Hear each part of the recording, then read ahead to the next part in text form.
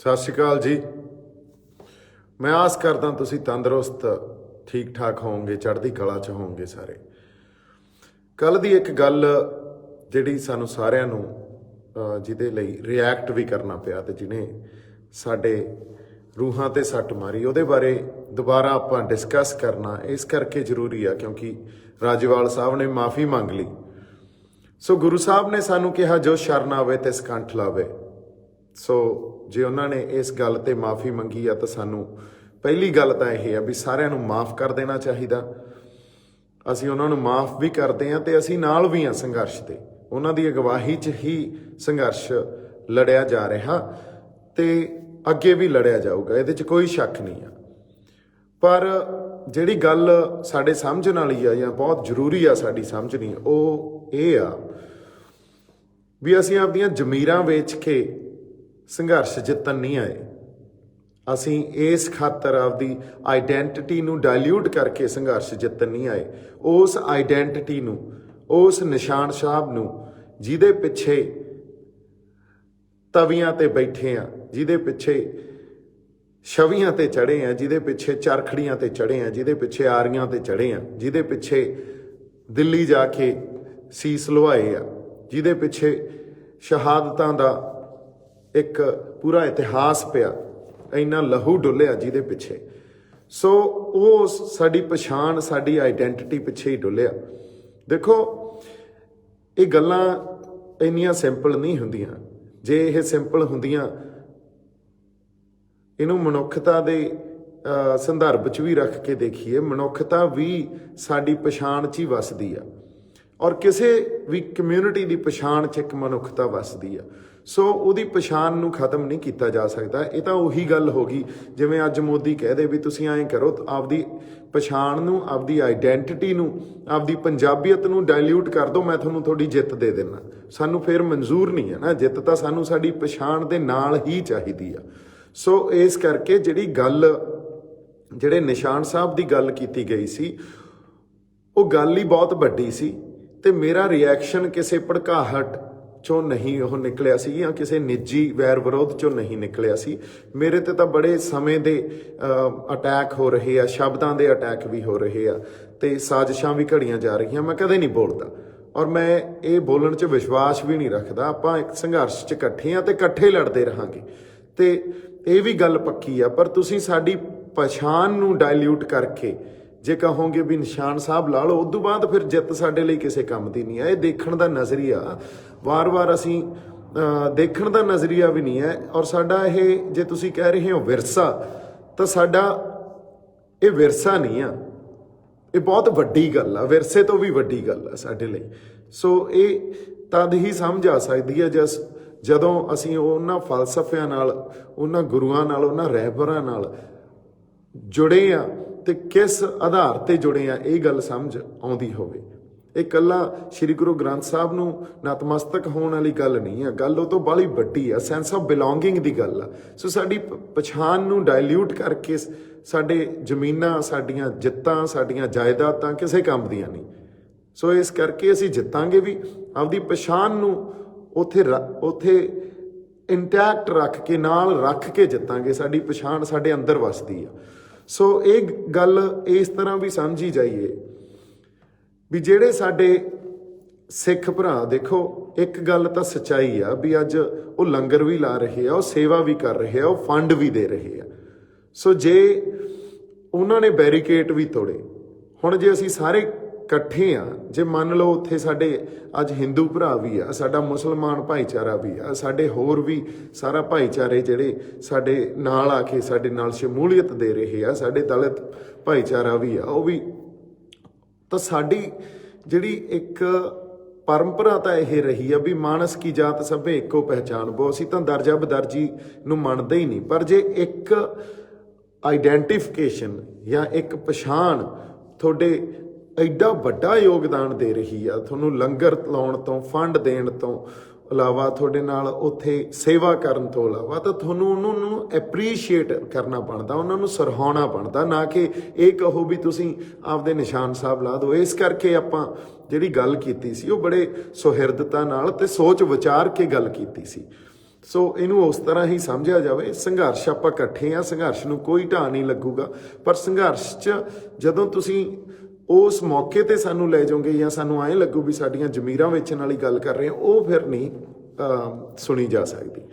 ਸੋ ਇੰਨੀ ਕੁ ਗੱਲ ਆਪਾਂ ਕਰਨੀ ਸੀ। ਬਾਕੀ ਮੇਰੇ ਤੇ ਪਰਸਨਲ ਅਟੈਕ ਜਿਹੜੇ ਹੁੰਦੇ ਆ ਉਹਦੇ ਬਾਰੇ ਥੋੜੀ ਜਿਹੀ ਆਪਾਂ ਗੱਲ ਕਰ ਲੈਂਦੇ ਆ। ਮੇਰੇ ਤੇ ਵਾਰ-ਵਾਰ ਸਟੇਜਾਂ ਤੋਂ ਪ੍ਰਚਾਰਿਆ ਗਿਆ ਵੀ ਤੁਸੀਂ ਸਟੇਜ ਦੇ ਨੇੜੇ ਤੇੜੇ ਵੀ ਨਹੀਂ ਆ ਸਕਦੇ। ਮੈਂ ਕਿਹਾ ਜੀ ਸਿਰ ਮੱਥੇ, ਜਿਵੇਂ ਤੁਸੀਂ ਕਹੋਗੇ। ਫਿਰ ਇਹ ਪ੍ਰਚਾਰਿਆ ਜਾਂਦਾ ਵੀ ਤੁਸੀਂ BJP ਦੇ ਹੋ, ਤੁਸੀਂ RSS ਦੇ ਹੋ, ਬਿਨਾਂ ਕਿਸੇ ਆਧਾਰ ਤੋਂ। ਇੱਥੋਂ ਤੱਕ ਕਿ ਸਨੀ ਦਿਓਲ ਉਹਨਾਂ ਦਾ ਟਵੀਟ ਆਉਂਦਾ, ਉੱਥੇ ਇਹ ਵੀ ਗੱਲ ਐਲਾਨੀ ਗਈ ਵੀ ਮੇਰਾ ਉਹਦੇ ਨਾਲ ਕੋਈ ਰਿਸ਼ਤਾ ਨਹੀਂ ਹੈ ਦੀਪ ਸਿੱਧੂ ਨਾਲ। ਦੇਖੋ, ਰਿਸ਼ਤਿਆਂ ਨੂੰ ਡਿਨਾਈ ਕਰਨਾ ਇੱਕ ਬਹੁਤ ਵੱਡੀ ਗੱਲ ਹੁੰਦੀ ਹੈ। ਰਿਸ਼ਤਿਆਂ ਨੂੰ ਡਿਨਾਈ ਤੁਸੀਂ ਆਏ ਨਹੀਂ ਕੀਤਾ ਜਾ ਸਕਦਾ ਵੀ ਆਪਾਂ ਮਿਥ ਲਿਆ ਤੇ ਕਿਸੇ ਸਾਜ਼ਿਸ਼ ਅਧੀਨ ਆਪਾਂ ਡਿਨਾਈ ਕਰਤੀ ਇਹ ਗੱਲ ਵੀ ਸਾਡਾ ਫਲਾਣੇ ਨਾਲ ਕੋਈ ਰਿਸ਼ਤਾ ਨਹੀਂ ਹੈ। ਇਹ ਬਹੁਤ ਵੱਡੀ ਗੱਲ ਆ। ਮੇਰਾ ਅੱਜ ਦੀ ਡੇਟ 'ਚ ਸਨੀ ਦਿਓਲ ਨਾਲ ਜਾਂ ਧਰਮ ਜੀ ਨਾਲ ਕੋਈ ਰਿਸ਼ਤਾ ਹੀ ਨਹੀਂ ਰਹਿ ਗਿਆ। ਤੇ ਮੈਨੂੰ ਲੱਗਦਾ ਉਹ ਇੱਥੋਂ ਤੱਕ ਵਿੱਥ ਆ ਗਈ ਆ ਵੀ ਵਾਪਸ ਜਾ ਕੇ ਵੀ ਜੇ ਮੈਂ ਕੱਲ ਨੂੰ ਵਿਚਰੂੰਗਾ ਤੇ ਉਹ ਰਿਸ਼ਤਾ ਖਤਮ ਹੋ ਚੁੱਕਿਆ। ਸੋ ਜੇ ਤੁਸੀਂ ਉੱਥੇ ਵੀ ਸ਼ੱਕ ਇਸ ਢੰਗ ਨਾਲ ਕਰ ਰਹੇ ਹੋ ਵੀ ਉਹ ਜਾਣ ਬੁੱਝ ਕੇ ਬੁਲਾਇਆ ਜਾਂਦਾ, ਐਡੀ ਵੱਡੀ ਗੱਲ ਕੋਈ ਜਾਣ ਬੁੱਝ ਕੇ ਨਹੀਂ ਕਰਦਾ ਹੁੰਦਾ। ਜਿਹੜਾ ਮੇਰਾ ਪਰਿਵਾਰ ਸੀ, ਜਦੋਂ ਮੇਰੀ ਜ਼ਿੰਦਗੀ ਉੱਥੇ ਬਹੁਤ ਜ਼ਿੰਦਗੀ ਜਿੰਨਾ ਦੇਰ ਮੈਂ ਬੰਬਈ ਰਿਹਾ ਉਹਨਾਂ ਦੇ ਨਾਲ ਬੀਤੀ ਆ। ਸੋ ਉਹਨਾਂ ਰਿਸ਼ਤਿਆਂ ਤੋਂ ਮੁਨਕਰ ਹੋਣਾ ਬਹੁਤ ਵੱਡੀ ਗੱਲ ਹੈ। ਇਹ ਕਿਸੇ ਸਾਜ਼ਿਸ਼ ਅਧੀਨ ਨਹੀਂ ਗੱਲਾਂ ਹੁੰਦੀਆਂ। ਸੋ ਇਸ ਕਰਕੇ ਮੇਰੀ ਤੁਹਾਨੂੰ ਬੇਨਤੀ ਆ ਵੀ ਹਰ ਗੱਲ ਨੂੰ ਸ਼ੱਕ ਦੇ ਆਧਾਰ ਤੇ ਨਾ ਦੇਖਿਆ ਕਰੋ। ਕਿਤੇ ਨਾ ਕਿਤੇ ਇਨਸਾਨੀਅਤ ਵੀ ਵਸਦੀ ਹੁੰਦੀ ਆ ਸਾਡੇ 'ਚ। ਉਸ ਐਜ਼ ਅ ਹਿਊਮਨ ਬੀਇੰਗ ਵੀ ਅਸੀਂ ਇਨਸਾਨੀਅਤ ਦੇ ਆਧਾਰ ਤੇ ਵੀ ਚੀਜ਼ਾਂ ਨੂੰ ਸਮਝਣ ਤੇ ਦੇਖਣ ਦੀ ਪਰਖ ਕਰੀਏ। ਅਗਲੀ ਗੱਲ ਮੇਰੇ ਵਿਰੁੱਧ ਇੱਕ ਹੋਰ ਪ੍ਰਚਾਰੀ ਜਾ ਰਹੀ ਆ ਵੀ ਮੈਂ ਫੰਡਸ ਲੈ ਰਿਹਾ। ਇੱਕ ਗੱਲ ਮੈਂ ਬਹੁਤ ਸੁਹਿਰਦਤਾ ਨਾਲ ਸਾਰਿਆਂ ਨੂੰ ਕਹਿਣਾ ਚਾਹਣਾ ਵੀ ਕਿਤੋਂ ਵੀ ਕਿਸੇ ਵੀ ਬੰਦੇ ਨੇ ਮੈਨੂੰ ਇੱਕ ਵੀ ਪੈਸਾ ਦਿੱਤਾ ਜਾਂ ਮੇਰੇ ਕਿਸੇ ਦੋਸਤ ਨੂੰ ਦਿੱਤਾ ਤਾਂ ਪਲੀਜ਼ ਜਨਤਕ ਤੌਰ ਤੇ ਐਲਾਨੇ। ਅੱਜ ਤੱਕ ਜੋ ਕੁਝ ਮੈਂ ਕਰ ਰਿਹਾ ਉਹ ਆਪਦੇ ਪੱਲਿਓਂ ਪੈਸੇ ਲਾ ਕੇ ਕਰ ਰਿਹਾ। ਜਾਂ ਸੰਗਤ ਇੱਥੋਂ ਤੱਕ ਤਾਂ ਹੋ ਸਕਦਾ ਵੀ ਜੇ ਟੈਂਟ ਸ਼ੰਭੂ ਮੋਰਚੇ ਦਾ ਲੱਗਿਆ ਸੀ, ਉਹ ਟੈਂਟ ਵਾਲੇ ਨੂੰ ਥੋੜੇ ਬਹੁਤ ਪੈਸੇ ਦੇ ਦਿੱਤੇ, ਹੁਣ ਸਾਊਂਡ ਵਾਲੇ ਨੂੰ ਦੇ ਦਿੱਤੇ। ਹੁਣ ਮੈਂ ਕਿਸੇ ਤੋਂ ਕੋਈ ਪੈਸਾ ਨਹੀਂ ਫੜਿਆ। ਉਹ ਵੀ ਕੋਈ ਆਪਾਂ ਕਹੀਏ ਵੀ ਟੈਂਟ ਸਾਊਂਡ ਦੇ ਜੇ ਕੋਈ ਸੰਗਤ ਵੱਲੋਂ ਦਾਨ ਕਰ ਗਿਆ, ਉਹ ਵੀ ਪੈਸੇ ਨਹੀਂ ਫੜੇ ਕਦੇ ਕਿਸੇ ਤੋਂ। ਨਾ ਹੀ ਅੱਜ ਤੱਕ ਮੇਰੇ ਅਕਾਊਂਟ 'ਚ, ਨਾ ਹੀ ਕਦੇ ਮੇਰੇ ਕਿਸੇ ਦੋਸਤ ਦੇ ਅਕਾਊਂਟ 'ਚ ਕੋਈ ਪੈਸਾ ਆਇਆ, ਨਾ ਹੀ ਆਪਾਂ ਕਿਸੇ ਤੋਂ ਫੜਿਆ। ਤੇ ਜੇ ਇਹ ਮੈਂ ਚੈਲੰਜ ਵੀ ਕਰਦਾ, ਜੇ ਕੋਈ ਇਹ ਗੱਲ ਕਿਸੇ ਢੰਗ ਨਾਲ ਪ੍ਰਚਾਰ ਰਿਹਾ ਤਾਂ ਪਲੀਜ਼ ਇਹ ਗੱਲਾਂ ਬਾਹਲੀਆਂ ਚੰਗੀਆਂ ਨਹੀਂ ਹੁੰਦੀਆਂ। ਅਗਲੀ ਗੱਲ ਇਹ ਵੀ ਪ੍ਰਚਾਰੀ ਜਾ ਰਹੀ ਆ ਵੀ ਮੇਰਾ ਕਿਸੇ ਚੈਨਲ ਨਾਲ ਸਬੰਧ ਆ। ਮੇਰਾ ਕਿਸੇ ਚੈਨਲ ਨਾਲ ਕੋਈ ਸਬੰਧ ਨਹੀਂ ਆ। ਮੇਰੇ ਦੋਸਤਾਂ ਨੇ ਆਪਦਾ ਇੱਕ ਚੈਨਲ ਜ਼ਰੂਰ ਸ਼ੁਰੂ ਕੀਤਾ, ਪਰ ਉਹ ਮੇਰੇ ਦੋਸਤ ਆ ਤੇ ਮੇਰਾ ਉਹਦੇ ਨਾਲ ਕੋਈ ਸਬੰਧ ਨਹੀਂ ਆ। ਉਹ ਆਪਦਾ ਉਹਨਾਂ ਦਾ ਬਿਜ਼ਨਸ ਆ, ਉਹਨਾਂ ਦੇ ਹੋਰ ਵੀ ਬਿਜ਼ਨਸ ਹੋਣਗੇ। ਇਹ ਕੋਈ ਬਾਹਲੀ ਵੱਡੀ ਗੱਲ ਨਹੀਂ ਆ ਵੀ ਸਾਡੇ ਕਿਸੇ ਭਾਈਚਾਰੇ 'ਚੋਂ, ਸਾਡੇ ਦੋਸਤੀ 'ਚੋਂ ਕਿਸੇ ਦਾ ਕੋਈ ਹੋਟਲ ਹੋਵੇ, ਕਿਸੇ ਦਾ ਕੋਈ ਚੈਨਲ ਹੋਵੇ, ਕਿਸੇ ਦਾ ਕੋਈ ਟਰਾਂਸਪੋਰਟ ਹੋਵੇ, ਹੈ ਨਾ। ਇਹ ਤਾਂ ਆਮ ਤੌਰ 'ਤੇ ਜਦੋਂ ਅਸੀਂ ਦੁਨੀਆ 'ਚ ਵਿਚਰਦੇ ਹਾਂ ਤਾਂ ਕਿਸੇ ਨਾ ਕਿਸੇ ਦੇ ਕੋਈ ਨਾ ਕੋਈ ਕੰਮ ਤਾਂ ਹੁੰਦਾ ਹੀ ਆ। ਅਗਲੀ ਗੱਲ ਜਿਹੜੀ ਆਪਾਂ ਕਰੀਏ, ਮੇਰਾ ਇੱਕ 4-5 ਸਾਲ ਪੁਰਾਣਾ ਕੋਈ ਇੱਕ ਝਗੜਾ ਸੀ। ਝਗੜਾ ਵੀ ਕੀ ਸੀ, ਉਹ ਵੀ ਕਿਸੇ ਗਲਤ ਕੰਪਲੇਂਟ 'ਚ ਸਾਨੂੰ ਫਸਾਇਆ ਗਿਆ ਸੀ। 751 ਦਾ ਕੇਸ ਸੀ ਤੇ ਉਹਦੀ ਆਪਾਂ ਡਿਟੇਲ 'ਚ ਜਾਣਕਾਰੀ ਉਦੋਂ ਕਰਾਂਗੇ ਜਦੋਂ ਇਹਨਾਂ ਨੇ ਕੱਢਣ ਦੀ ਕੋਸ਼ਿਸ਼ ਕੀਤੀ। ਕਿਉਂ 26 ਸੈਕਟਰ 'ਚ ਇੱਕ ਕੇਸ ਦਰਜ ਹੋਇਆ ਸੀ ਤੇ ਉਹਨੂੰ ਵੀ ਐਂ ਪ੍ਰਚਾਰਿਆ ਜਾ ਰਿਹਾ ਵੀ ਦੀਪ ਸਿੱਧੂ ਤੇ ਰੇਪ ਦਾ ਕੇਸ ਆ। So that is also very wrong. ਮੈਂ ਇਹ ਗੱਲ ਕਹਿਣਾ ਵੀ ਤੁਸੀਂ ਝੂਠ ਜਿੰਨੇ ਮਰਜ਼ੀ ਲੈ ਕੇ ਆ ਜਾਓ ਤੇ ਇਹਨੂੰ ਮੈਂ ਜਮਾਂ ਐਨ ਨਿਡਰਤਾ ਨਾਲ ਨਜਿੱਠੂੰਗਾ, ਕਿਉਂਕਿ ਸਾਡਾ ਕਿਰਦਾਰ ਹੀ ਇਹ ਆ ਤੇ ਮੇਰਾ ਤਾਂ ਕਿਰਦਾਰ ਹੀ ਇਹ ਆ। ਖੁੱਲੀ ਕਿਤਾਬ ਆ, ਨਿਰਭਉ ਤੇ ਨਿਰਵੈਰ।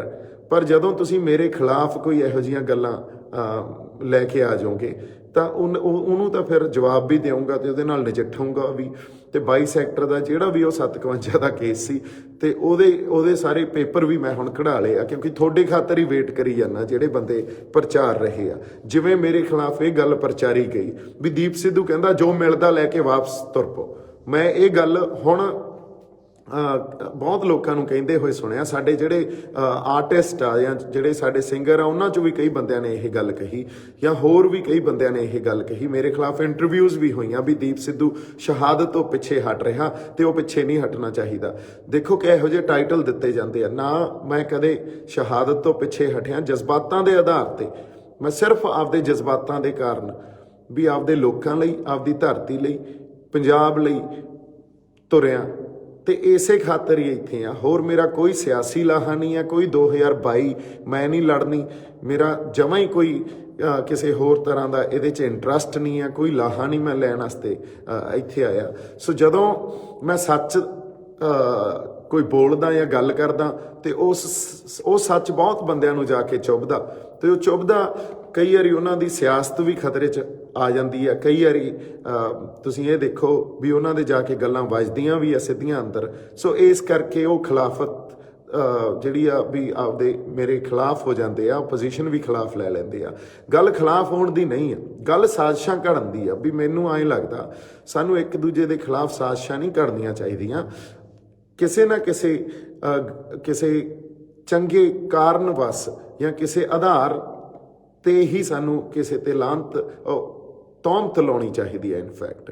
ਸੋ ਇੱਥੇ ਮੇਰੇ ਖਿਲਾਫ ਜੋ ਗੱਲਾਂ ਕੀਤੀਆਂ ਜਾ ਰਹੀਆਂ ਉਹਦਾ ਕੋਈ ਆਧਾਰ ਨਹੀਂ ਹੈ। ਸੋ ਮੇਰੇ ਤੇ ਪਤਾ ਨਹੀਂ ਕਿਉਂ ਤੌਹਮਤਾਂ ਲੱਗਦੀਆਂ ਰਹਿੰਦੀਆਂ, ਬਾਰ-ਬਾਰ ਲੱਗਦੀਆਂ ਰਹਿੰਦੀਆਂ। ਸੋ ਮੈਂ ਕਦੇ ਵੀ ਫੇਰ ਵੀ ਖੁੱਲ੍ਹ ਕੇ ਕਿਸੇ ਦਾ ਕਦੇ ਨਾਂ ਨਹੀਂ ਲਿਆ, ਕਿਉਂਕਿ ਉਹ ਮੇਰਾ ਸਟਾਈਲ ਹੀ ਨਹੀਂ ਹੈ ਮੈਂ ਕਿਸੇ ਦਾ ਨਾਂ ਲੈ ਕੇ ਉਹਨੂੰ ਟਾਰਗੇਟ ਕਰਾਂ।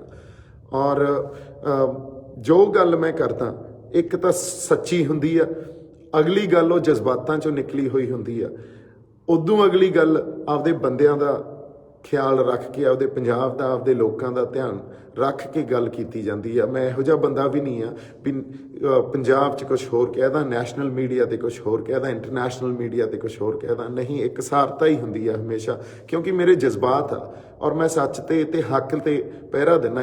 ਇਦੋਂ ਵੱਡੀ ਹੋਰ ਕੋਈ ਗੱਲ ਮੈਨੂੰ ਆਉਂਦੀ ਨਹੀਂ ਆ।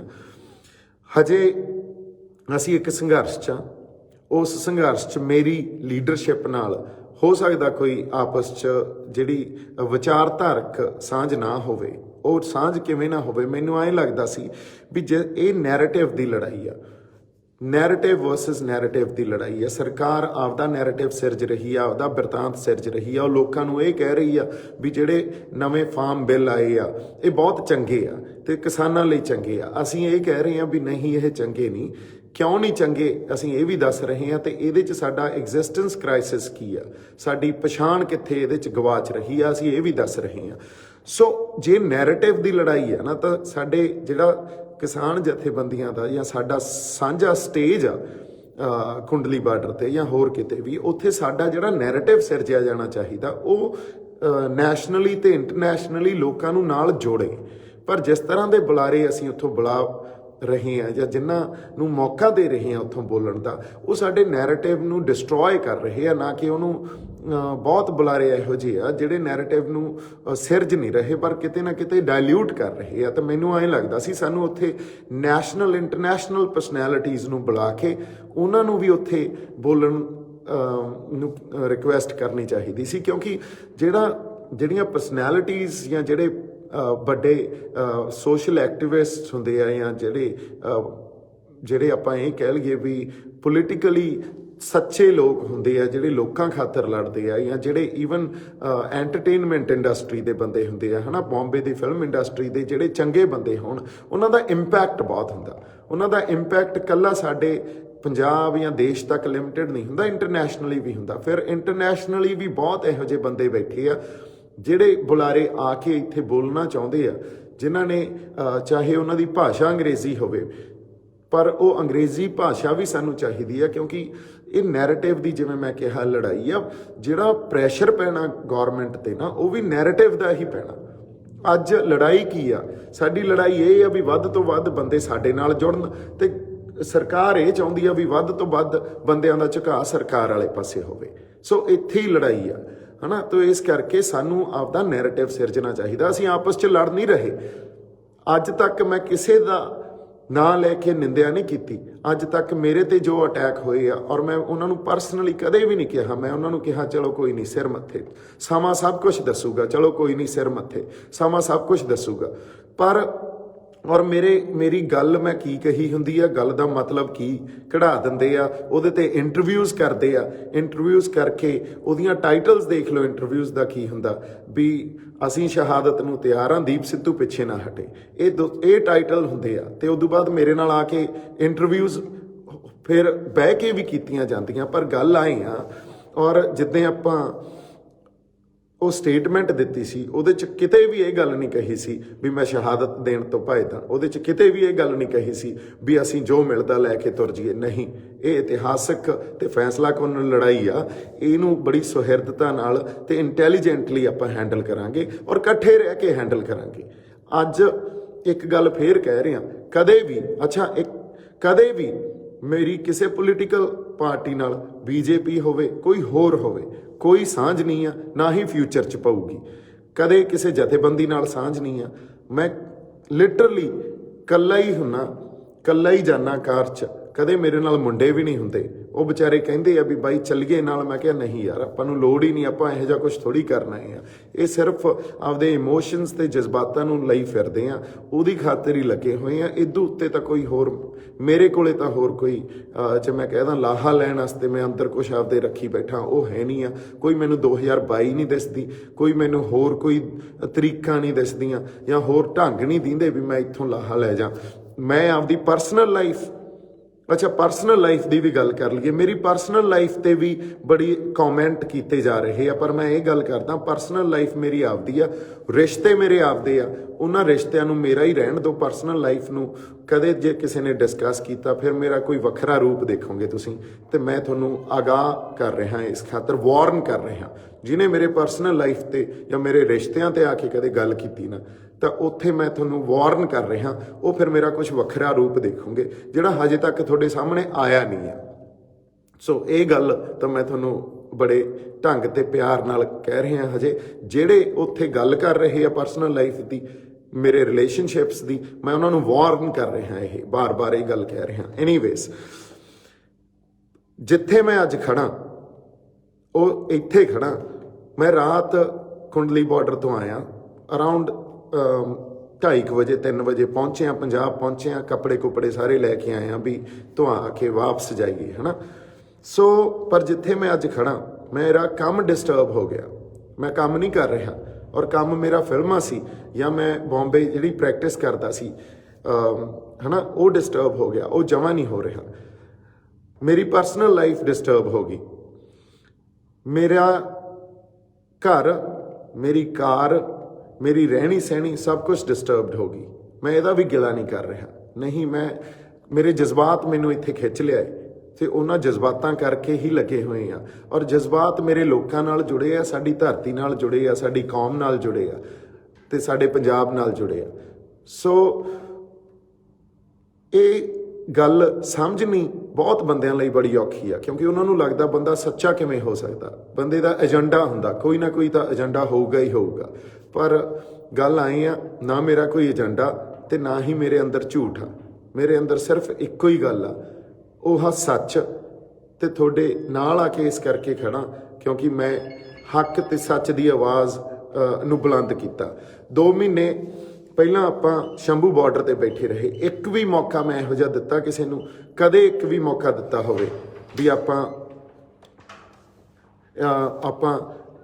ਕਦੇ ਕੋਈ ਇਹ ਗੱਲ ਕੀਤੀ ਹੋਵੇ ਜਿਹਦੇ ਤੇ ਤੁਹਾਨੂੰ ਇਤਰਾਜ਼ ਹੋਵੇ, ਜਾਂ ਕਦੇ ਇਹ ਗੱਲ ਕੀਤੀ ਹੋਵੇ ਜਿਹਦੇ ਤੇ ਤੁਸੀਂ ਇਹ ਕਹੋ ਵੀ ਦੀਪ ਸਿੱਧੂ ਨੇ ਦੇਖੋ ਕਿਹੋ ਜੀ ਸਰਕਾਰ ਦੇ ਹੱਕ 'ਚ ਗੱਲ ਕੀਤੀ ਆ ਜਾਂ ਕਿਸੇ ਧਿਰ ਦੀ ਹੱਕ ਦੀ ਗੱਲ ਕੀਤੀ ਆ। ਹਮੇਸ਼ਾ ਹਿਊਮੈਨਿਟੀ, ਹਮੇਸ਼ਾ ਇਨਸਾਨੀਅਤ, ਹਮੇਸ਼ਾ ਹੱਕ ਸੱਚ ਦੀ ਗੱਲ ਕੀਤੀ ਆ।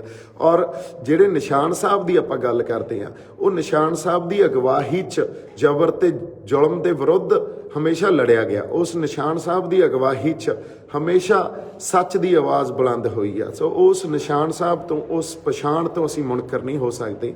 ਪਰ ਜਿਵੇਂ ਗੁਰੂ ਸਾਹਿਬ ਨੇ ਕਿਹਾ, ਜੋ ਸ਼ਰਨ ਆਵੇ ਤੇ ਸਕੰਠ ਲਾਵੇ, ਤਾਂ ਹੁਣ ਆਪਾਂ ਸਾਰੇ ਇਕੱਠੇ ਹੋ ਕੇ ਅੱਗੇ ਵਧੀਏ, ਅੱਗੇ ਲੜਾਈਆਂ ਲੜੀਏ ਇਕੱਠੇ ਹੋ ਕੇ।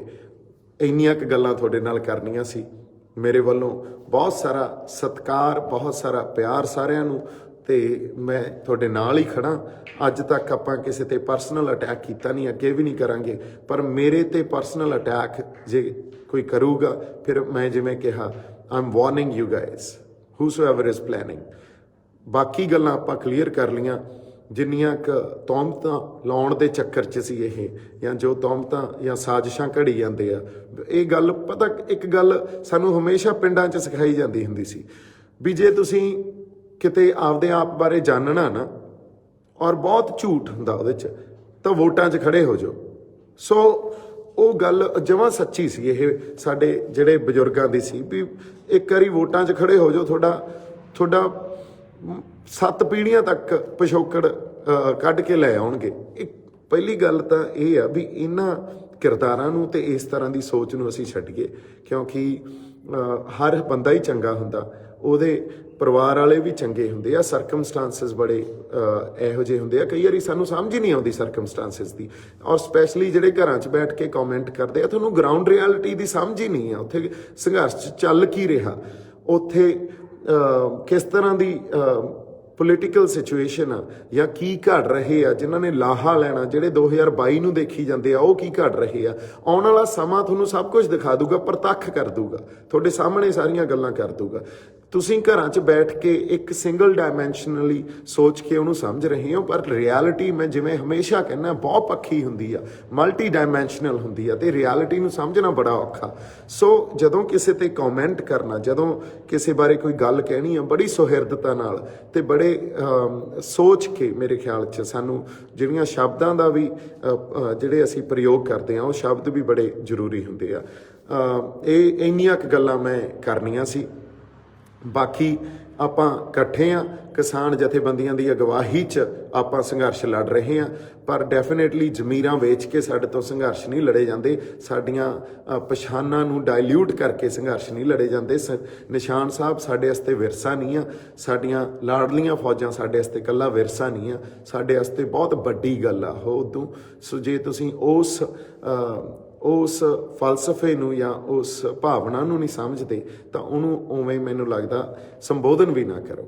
ਸੋ ਇੰਨੀਆਂ ਕੁ ਗੱਲਾਂ ਆਪਾਂ ਕਰਨੀਆਂ ਸੀ। ਜਿਉਂਦੇ ਵਸਦੇ ਰਹੋ, ਅਰਦਾਸ ਕਰੋ ਪੰਜਾਬ ਇੱਥੋਂ ਜਿੱਤ ਕੇ ਆਵੇ, ਪੰਜਾਬ ਦੀ ਤੇ ਇਨਸਾਨੀਅਤ ਦੀ ਜਿੱਤ ਹੋਵੇ। ਅਸੀਂ ਬੜੀ ਵੱਡੀ ਜ਼ਾਲਮ ਧਿਰ ਨਾਲ, ਨਿਰਦਈ ਧਿਰ ਨਾਲ ਲੜ ਰਹੇ ਹਾਂ, ਤੇ ਉਸ ਧਿਰ ਦੇ ਖਿਲਾਫ ਜੇ ਲੜਨਾ ਤੇ ਸਾਡੇ 'ਚ ਏਕਾ ਬਣਿਆ ਰਹਿਣਾ ਇਹ ਬਹੁਤ ਜ਼ਰੂਰੀ ਆ। ਇਹ ਸਾਡੇ ਏਕੇ ਤੋਂ ਹੀ ਡਰਦੇ ਆ, ਇਹਦੇ 'ਚ ਵੀ ਕੋਈ ਸ਼ੱਕ ਨਹੀਂ। ਮੇਰੇ ਵੱਲੋਂ ਬਹੁਤ ਸਾਰਾ ਪਿਆਰ